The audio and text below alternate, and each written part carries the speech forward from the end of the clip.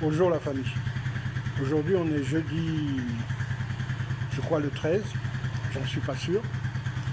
Mais bon, comme je bouge pas beaucoup avec la moto, juste quand j'en ai besoin, et ben, je me suis retrouvé comme un maboule. J'arrivais plus à la démarrer quoi. Bon, je l'ai démarré au kick puisque c'est une moto qui démarre au kick. Mais voilà quoi. Alors là, cette petite vidéo, c'est juste puisqu'elle est dehors et qu'elle tourne, ben, pour faire un petit tour autour et puis vous montrer le son quoi. Donc je ferme ma bouche et je vous laisse écouter le joli petit son d'un ralenti bien réglé, à moins de 1500 tours.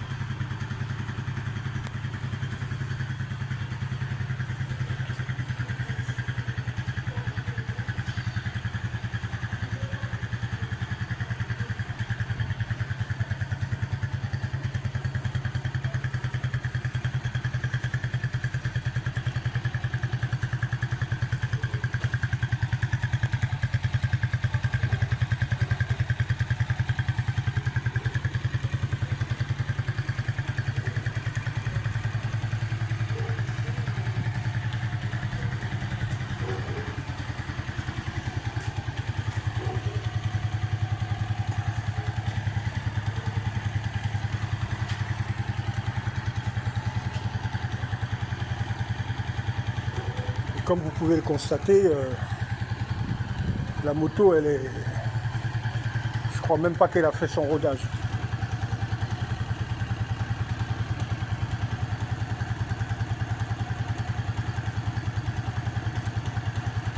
Ouais. Elle a grosso modo 752 km. Donc j'ai envie de dire le rodage il est même pas terminé quoi.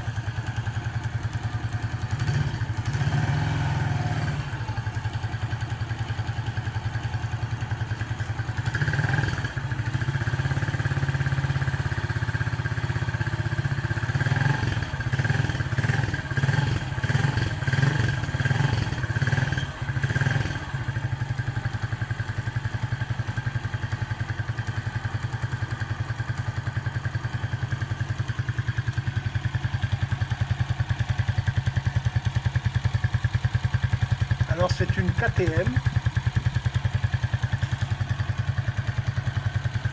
125-5. Comme vous pouvez le voir, il y a KTM marqué partout. KTM.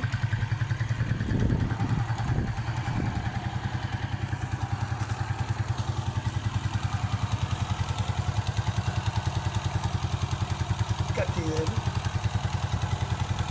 Et je ne veux pas dire des bêtises, mais c'est un moteur de 125 CG. Alors je ne sais pas de quelle génération.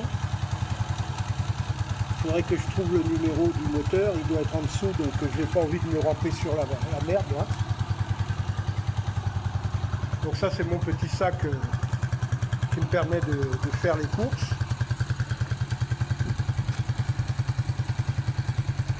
Alors j'ai mis les... comment on appelle les lèche-boues là sur les extensions de garde-boue. Elles sont pas très belles mais elles font le boulot. Alors la moto, ben, j'ai pas lavé parce que les routes sont boueuses. Et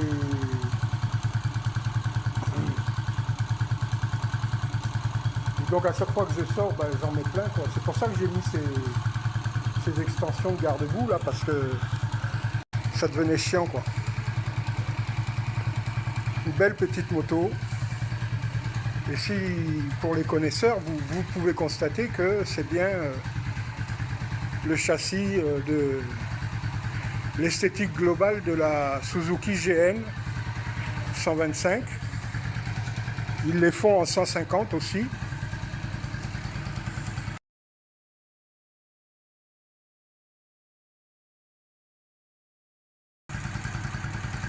Mais là c'est une 125-5, je ne sais pas exactement ce que ça veut dire.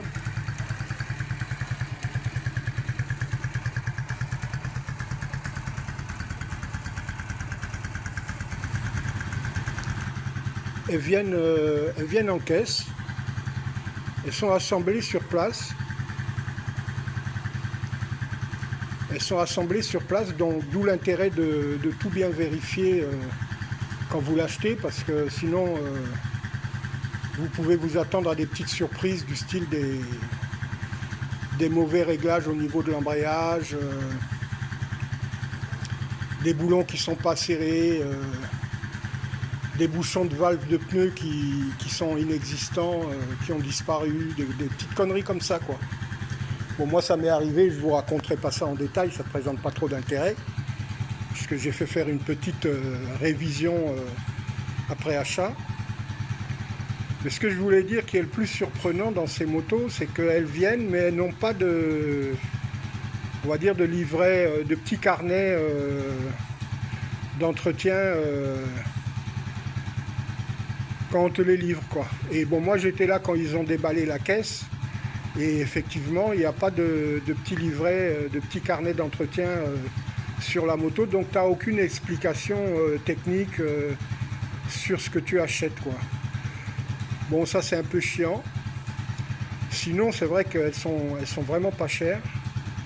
Et ça, c'est la partie intéressante de l'affaire. Elles sont vraiment pas chères. Elles sont robustes. Parce que ici, j'ai envie de dire, c'est un peu comme en Amérique du Sud et tout ça, enfin en Amérique latine. C'est des motos qui sont astreintes à des boulots incroyables, quoi, hein. C'est-à-dire, quand je dis des boulots incroyables, c'est des boulots qu'on ne leur fait pas faire en Europe, quoi. Mais bon, c'est l'Afrique ici, donc bon, c'est comme ça, hein. Et sinon, moi j'en ai eu deux en 125 et une en 150 que j'ai ramené en France. Et honnêtement, c'est des petites bécanes. J'ai jamais été aussi satisfait d'une petite bécane que celle-là. Bon, j'ai pas eu non plus énormément de motos dans ma vie. J'ai eu une XL 125 quand j'étais jeune. Et il y a une dizaine d'années, j'ai roulé avec une YBR Yamaha 125. Et entre-temps, j'avais acheté le même modèle que celle-là, mais que j'avais customisé à mon goût. Alors après, bien sûr, ceux qui regardent ma chaîne, vous verrez que mon goût, c'est pas forcément le goût de tout le monde, mais c'est mon goût, hein. Et suite à cette première 125 5 KTM que j'ai acheté, j'avais acheté la 150. Et la 150, c'était une Dayun que j'ai envoyée en France. Et du coup, je me suis retrouvé à pied. Et au bout de 7 ou 8 mois, j'en ai eu marre des marchés au soleil. Et du coup, j'ai acheté cette petite-là qui a plus d'1 an maintenant. Elle doit avoir 1 an et 1 ou 2 mois. Et vous voyez, en 1 an, j'ai pas fait 700 km, quoi. Enfin, j'ai pas fait 800 km. Donc là, elle est toute neuve. Mais au moins, bon, ça a le mérite de... J'ai le mérite d'être là, de l'avoir sous la main.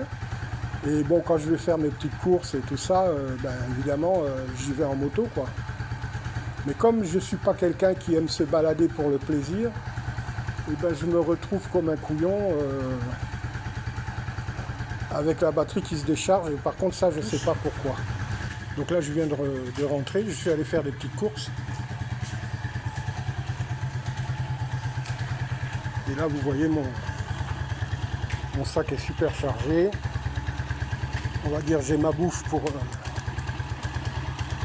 2 semaines au moins. Et voilà.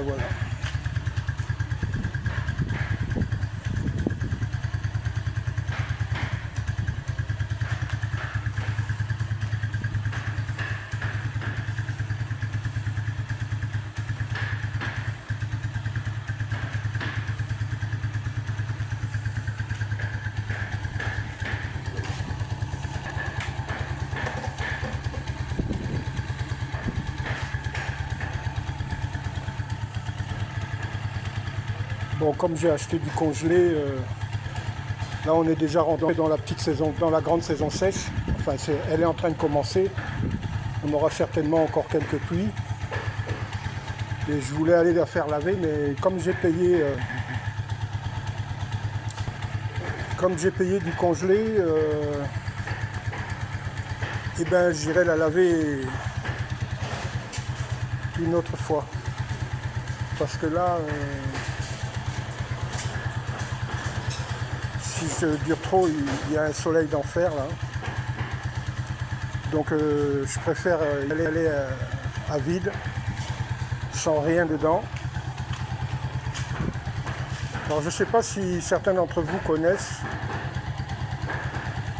Ça c'est un cadenas de sécurité qui se fixe autour des fourches et dans la roue et qui est fixé à poste fixe, qui est à poste fixe sur la fourche de la moto. C'est bien pratique et c'est pas non plus totalement vilain. Donc voilà. C'est de ça que je voulais vous parler. Alors là, je me suis fait une bonne petite suée. Et donc du coup, je vais me taper une bonne bière après avoir vidé toutes mes affaires de la moto. Voilà. Passez une bonne fin d'après-midi et un bon week-end.